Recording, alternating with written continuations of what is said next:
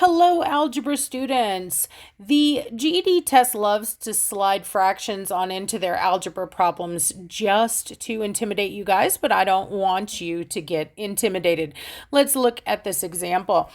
We see -5/2 is shoved up against that grouping, meaning it is multiplying it, but I would probably read that as -5/2 of the quantity of 16b squared minus b. And I only said the quantity because I wanted you to know that I was taking -5/2 of this entire grouping. So that was what my language meant there. Now, of course, as we've been doing, when we want to multiply a number by a group with more than one term, we're going to go ahead and pass that multiplication out.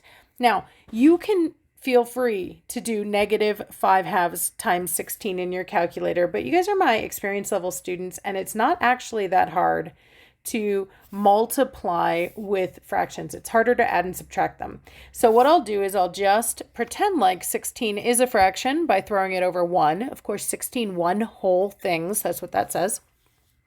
And then I love the fact that when you're multiplying fractions, cross reduce, meaning if there's any common factor on the top and bottom of a fraction, you can reduce them. And indeed there is. 2 and 16 are both even. They're divisible by 2. And so I will do that division. I'll divide out the common factor.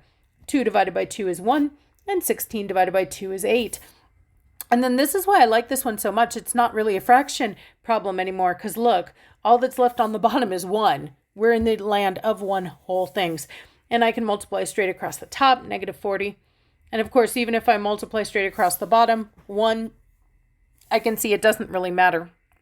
And so I end up with this number, -40. Now, -40 what? Well, I was multiplying with b squared. I'll still have b squared.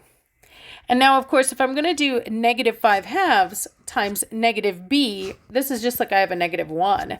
And a negative times a negative is a positive, and multiplying by 1 doesn't do anything, so I'll still have 5/2. And then don't forget you have that factor of b. There's only one of them. I'll just tack it on to the backside. And look at that. It really was not that challenging at all, especially if you raced me and used a calculator instead. All right, you guys, super proud of you. Happy learning.